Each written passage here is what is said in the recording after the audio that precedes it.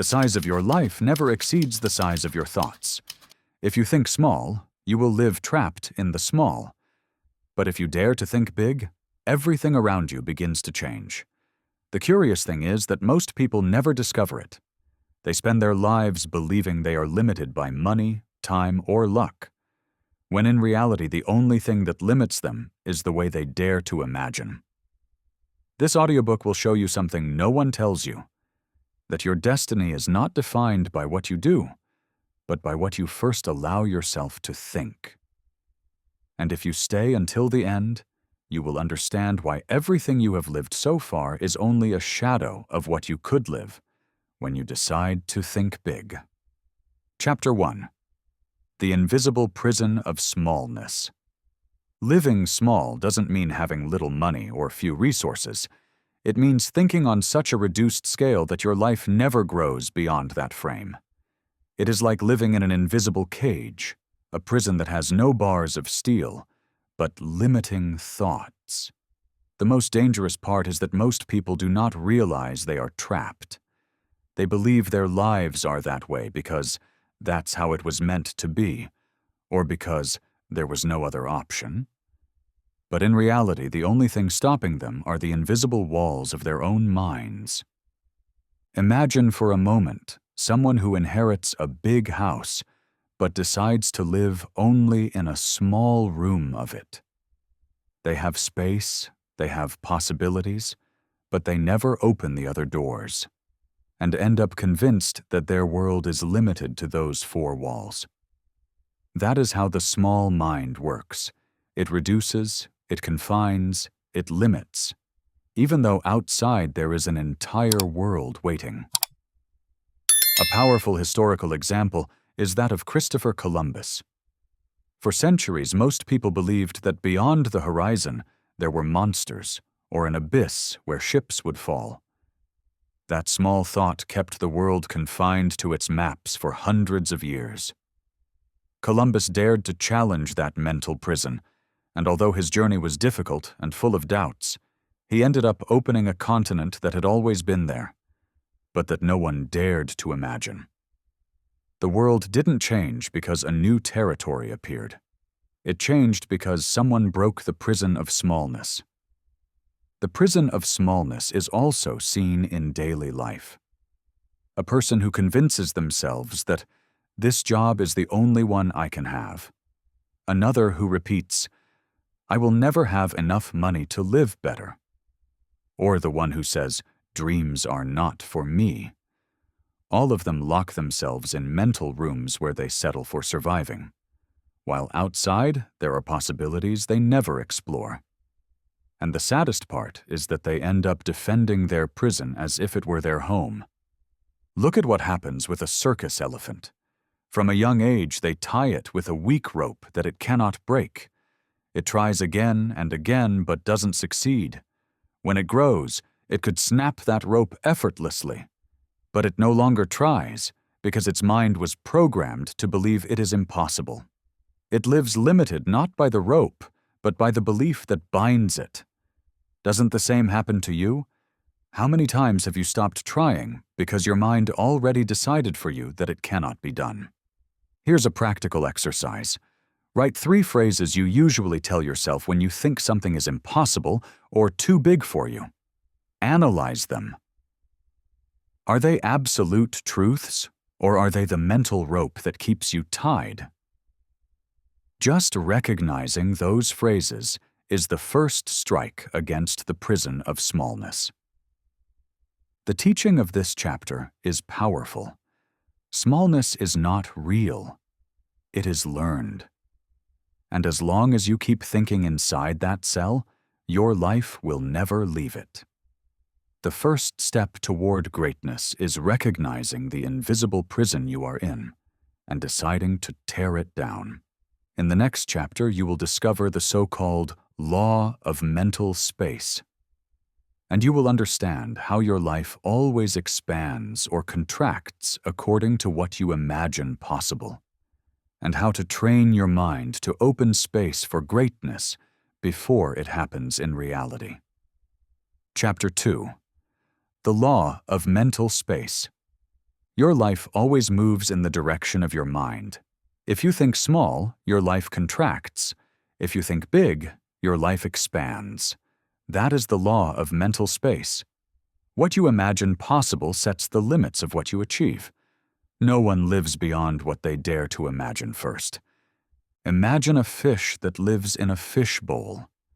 Even if it has the whole ocean out there, its world will always be the size of the glass that contains it.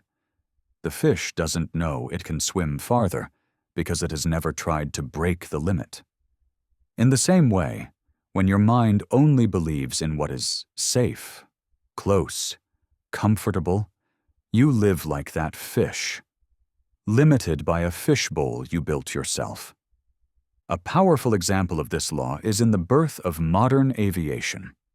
For centuries, human beings saw birds and dreamed of flying, but dismissed it as impossible. Only God can fly, many said. The Wright brothers decided to think big, to imagine a sky where humans could fly too. Their first plane was fragile, unstable, and barely traveled a few meters. But it opened a new mental space for humanity. Once someone showed it was possible, hundreds of inventors began improving the idea. And today, millions of people cross oceans in a few hours. The sky had always been there. What changed was the mental space. It also happens in daily life. Think of someone who earns a salary and convinces themselves that I can only live with this. They never seek another income. They never ask themselves, how can I multiply what I have? Their life contracts to the size of that belief. In contrast, someone with the same amount of money can decide, this is my beginning, not my end. They invest, learn, create, multiply, and their life expands. The difference was not the money, it was the mental space. Your mind is like a room. If you keep it small, it only fits a bed and a chair. But if you decide to tear down walls, suddenly there's room for tables, windows, doors, and even new rooms. And the best part is that there are always more walls to break.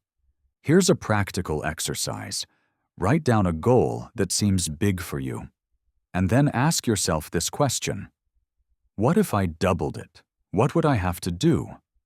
That simple exercise expands your mental space because you stop thinking about surviving and begin thinking about growing. The teaching of this chapter is clear. Life never gives you more than your mind can hold. If you want your life to be big, your first job is not to do more, but to think more. In the next chapter, you will discover the cost of thinking small, and how every time you settle for less than you could, you are paying an invisible price that ends up being the most expensive of all. Chapter 3: The Cost of Thinking Small. Every thought has a price, and thinking small always ends up being costly. The curious thing is that few people see it, because it is not paid with immediate money, but with lost opportunities, unfulfilled dreams, and a life that falls short. Many people believe that thinking big is a risk, but the real trap lies in the reduced mind. When you think small, you accept jobs that do not fulfill you, relationships that do not elevate you, and goals that do not challenge you. And do you know what the cost is? An entire life trapped in mediocrity. Imagine a farmer who has a seed in their hands. If they plant it in a glass of soil, the root will grow as far as it can. It will twist looking for space, but it will never become a great tree. Not because it didn't have potential, but because the container was too small. The seed does not pay the price. The farmer does, who will never see the fruits they could have had. The same happens with you. Your life flourishes up to the limit of your mind. A clear historical example is Kodak. For decades, it was the giant of photography. However, when one of its engineers created the first digital camera, the company did not dare to think big. It feared losing its film business and discarded the idea. The result? While Kodak clung to the familiar, other companies bet on the digital future, and what seemed invincible collapsed. The cost of thinking small was losing an empire. But it is not necessary to go that far. Look at daily life. How many people do not start a project because they think, it is too much for me? That thought, though it seems humble, costs them years of frustration.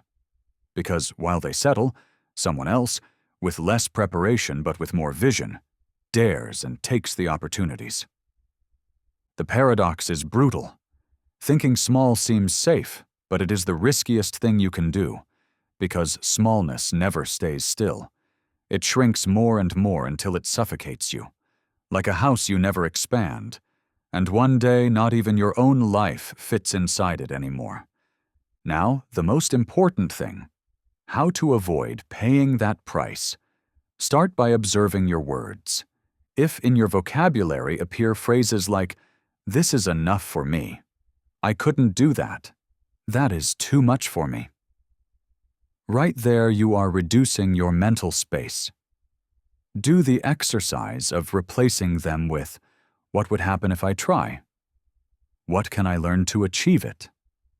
"What would someone great do in my place?" That change of questions opens paths where before there were only walls. The conclusion is direct.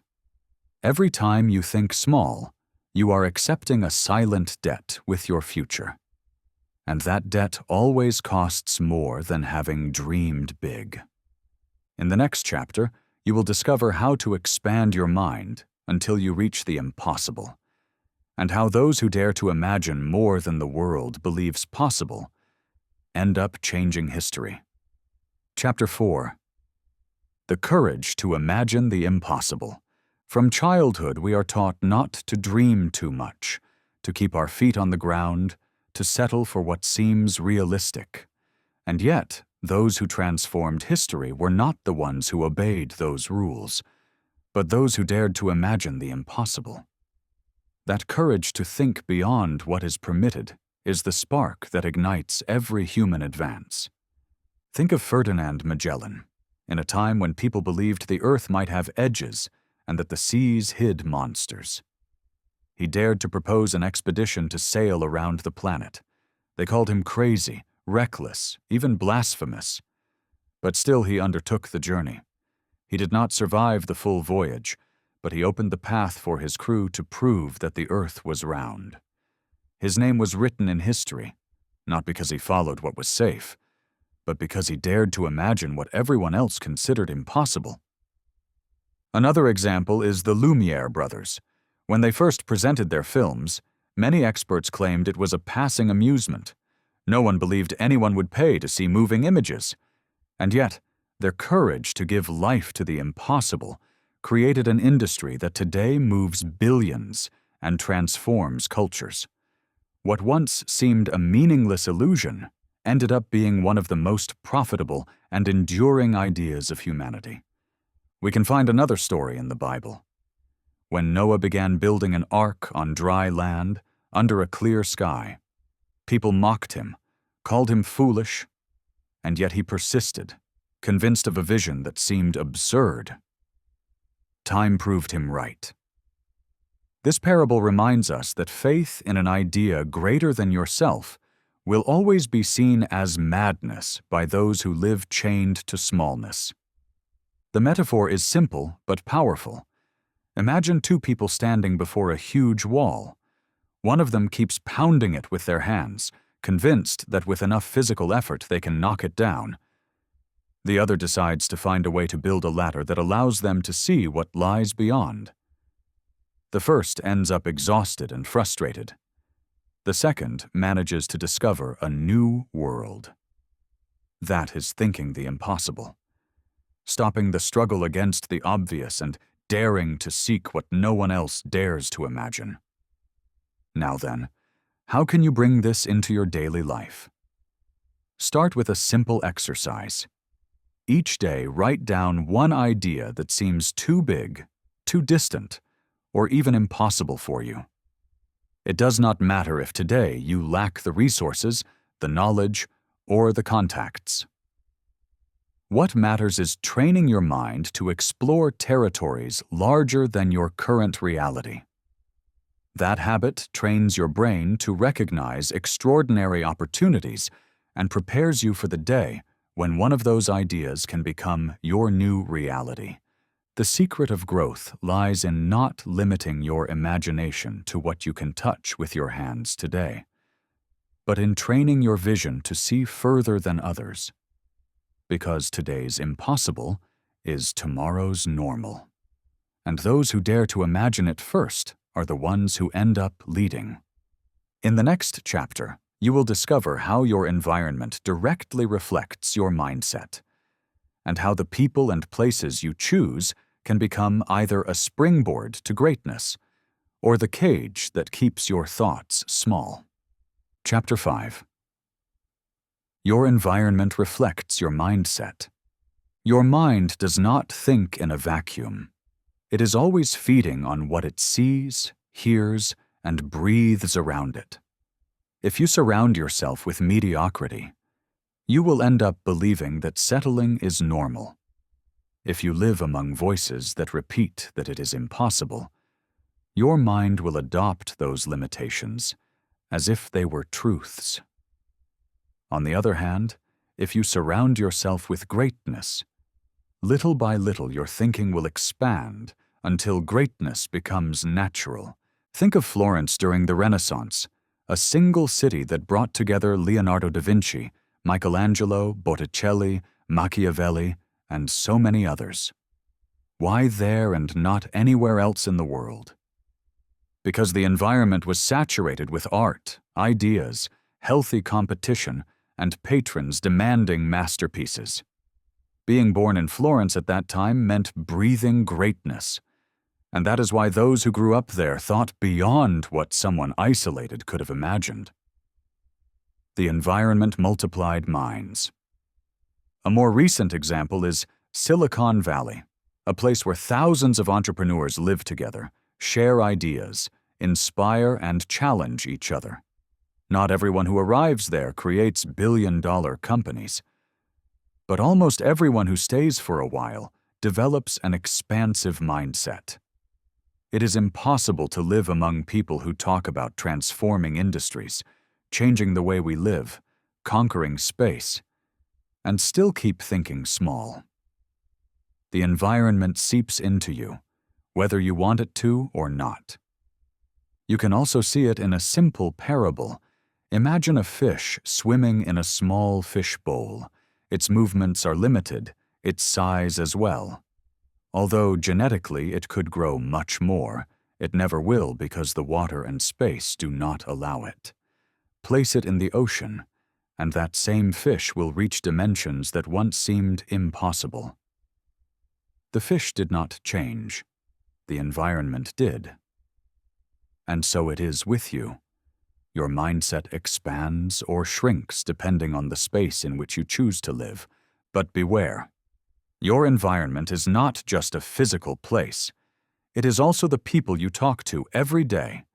If your circle of friends spends hours complaining, criticizing, or mocking those who try something new, sooner or later, you will become one of them.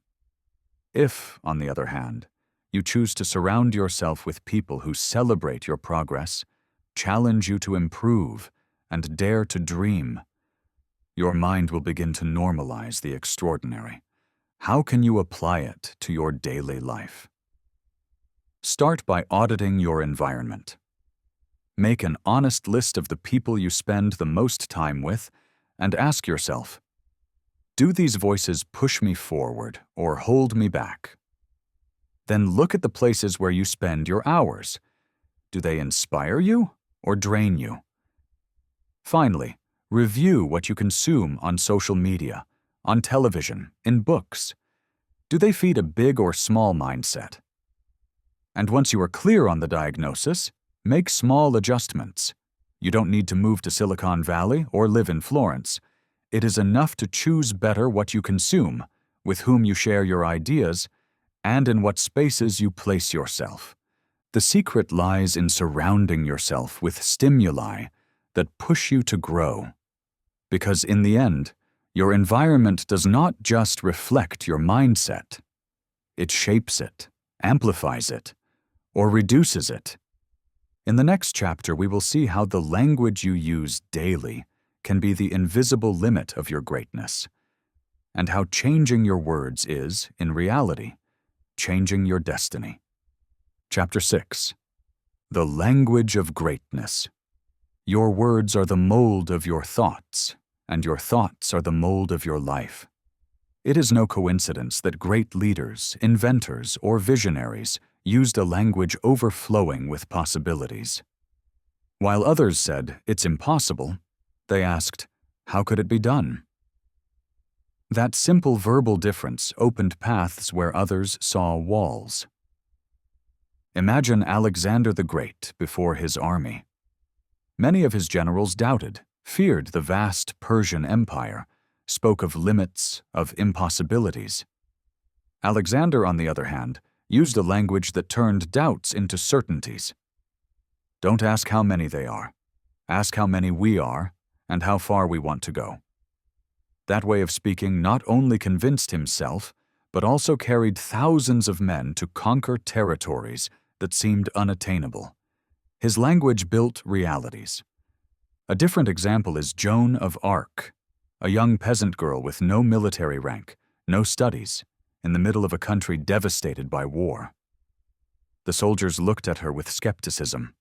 The nobles despised her. But she used a language that left no room for doubt. "I did not come here to surrender. I came to raise a kingdom." Her words, spoken with firmness, achieved the unthinkable. They ignited the courage of a weary army and led it to victory in decisive battles. Joan had no swords or crowns, but she had a language that opened a horizon others could not see. Language is like the air you breathe. If you fill it with limiting phrases, your mind suffocates. But if you fill it with expansive words, your inner being is oxygenated and finds strength where there seemed to be none. And here is the trap. Many times you are not aware of what you say. "I can't. It's too late. This is not for me," are orders your brain obeys without question. How can you start changing it? Begin by listening to yourself. Detect those automatic phrases of defeat and replace them on the spot. If you think, "I can't," say aloud, "How could I do it?" If you hear yourself saying, "It's impossible," change it to, "What would I need to achieve it?"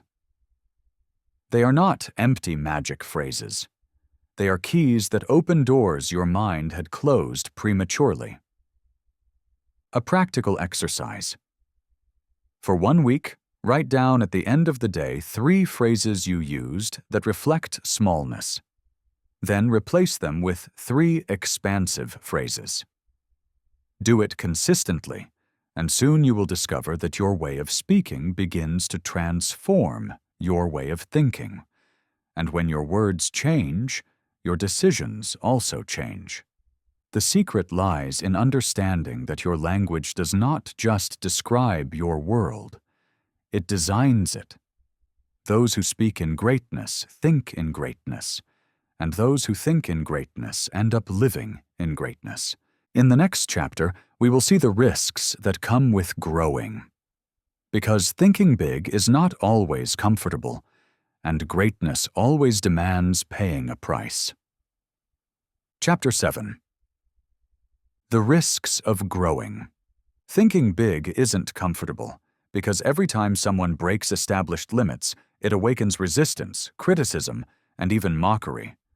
Growing always demands a price, and those unwilling to pay it end up returning to smallness. The risk of aiming high is that you will step out from the crowd. And in that moment, many will want to remind you that you don't belong there. Think of Galileo Galilei. When he asserted that the Earth revolved around the sun, he didn't just challenge a scientific paradigm, he also challenged the religious and political power of his time. His words cost him being tried, condemned, and forced to publicly recant. Yet even though they silenced him, his ideas survived. And in the end, he was the one who opened the door to a new vision of the universe. Galileo paid a high price, but his greatness outlasted even his forced silence. Another example is Harriet Tubman, a woman enslaved in the United States who decided to escape and, after achieving her freedom, risked her life dozens of times to guide others to theirs through the so-called Underground Railroad. Each journey meant the possibility of being captured, punished, or even killed. But still she persisted, because her vision was greater than her fear. Her story reminds us that growing entails danger, but also that those who embrace that danger transform destinies, not only their own, but those of many others. The risk of growing can be understood with this metaphor. Imagine you decide to plant a tree in the middle of arid ground. At first, it is small and goes unnoticed, but when it begins to grow, it breaks the earth, seeks more space, and starts to draw attention. Birds arrive, some to nest, others to peck at it. People see it and some admire it, others cut it down to use its wood. Growing implies being seen, and being seen always brings both support and opposition. How can you apply this in your daily life?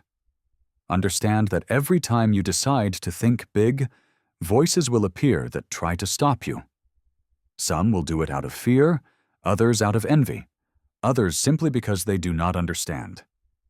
Your task is not to convince them. Your task is to keep moving forward, even with doubts and stumbles. Ask yourself each day, am I willing to pay the price of growing, even if at first it costs me criticism, solitude, or uncertainty? If the answer is yes, then you are ready for what comes next. The secret lies in accepting that greatness always discomforts at first, but in the end, it is the only thing that leaves a mark. Those who stay in comfort die in anonymity. Those who dare to grow, even while trembling, become eternal references. In the next chapter, you will discover how to train your mind for the unlimited, and how imagination, when expanded without barriers, can open horizons that today seem impossible. Chapter 8. How to train the mind for the unlimited. The mind is like a muscle. If you always exercise it in smallness, it will never grow beyond what it knows. But if you expose it to the unlimited, it will learn to expand into territories you can't even imagine today. Thinking big is not a natural talent. It is training. And every day you can strengthen it or weaken it according to what you choose to think, read, and visualize. Think of Jules Verne. Long before submarines, moon voyages, or expeditions to the center of the earth existed, he had already imagined them in his novels. People saw him as a writer of impossible fantasies, but time proved that his imagination was humanity's invisible laboratory. His stories inspired scientists and explorers to make real what had lived only in a visionary's mind. His mind knew no limits, and by training it in the exploration of the impossible, he opened doors for others to cross. Another example is Walt Disney. When he spoke of creating a theme park where families could enter worlds of fantasy, bankers laughed, called him naive, and rejected him. He kept imagining, drawing, dreaming, until Disneyland became an emblem of unlimited creativity. Today, millions of people walk through his parks without knowing that it all began with the stubbornness of a man who trained his mind to see what no one else could see. The metaphor is powerful. Imagine an eagle caged from a young age. Although it has wings designed to fly over mountains, if it is never allowed out, it will end up believing its limit is the bars. By contrast, if one day it manages to escape and dares to spread its wings, it will discover that its destiny was always the sky. Your mind is that eagle. If you train it in smallness, it will believe it cannot do more. But if you expose it daily to big ideas, sooner or later, it will discover that the unlimited was always within it. How can you train your mind for the unlimited in your day-to-day life? Set aside daily time to expand your imagination. Read books that challenge you to think differently. Listen to stories of great human achievements. Surround yourself with conversations that inspire you. Do a simple exercise. Close your eyes and visualize a future that today seems impossible. What do you see? What do you feel? How do you act in that reality? Do it over and over until your brain begins to grow familiar with that vision. Because what your mind rehearses in images, your life will end up seeking in facts. The secret lies in understanding that the unlimited is not a destination, it is training. Every day you choose to feed your mind with greatness, you are widening the horizon of what is possible for you. And those who dare to train their mind this way end up seeing in reality what others only dared to dream.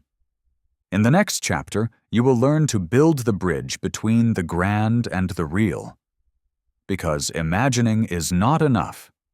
You need to connect that vision with concrete actions that make it possible. Chapter 9. The bridge between the grand and the real. Dreaming big without acting is like drawing a bridge in the air. It may be beautiful, but it will never take you anywhere. Thinking big is the first step. But the real challenge is turning that vision into something tangible. The bridge between the grand and the real is built with small, consistent actions that turn what you imagine into what you live. A clear example is Leonardo da Vinci. He filled entire notebooks with sketches of flying machines, suspension bridges, submarines, and dozens of inventions ahead of his time. Many remained on paper, but some of those designs, centuries later, served as the basis for others to build them. Leonardo understood that thought needed to be set down in something physical, even if at first it didn't seem doable. His notebooks were that bridge, the first stone connecting what is dreamed to what is possible. Another case is Florence Nightingale, considered the mother of modern nursing. She didn't just dream of a more humane and efficient hospital system. She acted, organized statistics, implemented hygiene routines, and built teams. Her ideas would have been a mere ideal if she had not taken practical steps. In the end, she revolutionized healthcare and saved thousands of lives. Her greatness did not remain in words. It became measurable realities. Picture this metaphor. An architect can visualize an impressive skyscraper in his mind. He can see it finished, with glass shining in the sun and hundreds of people working in its offices. But if he doesn't take paper and draw a plan, if he doesn't lay the first stone, if he doesn't direct the workers, that building will never be more than a mirage. The difference between dreaming and living what was dreamed lies in the bridge you build with daily actions. How can you apply this in your life? Take your biggest vision and break it down into micro actions. Ask yourself, what can I do today, however small, that moves me one step closer to that goal? Write that step and do it without waiting for perfect conditions. Tomorrow, repeat. And so, day after day, the bridge begins to take shape. The secret is to stop thinking that greatness happens all at once, and to understand that greatness is built brick by brick.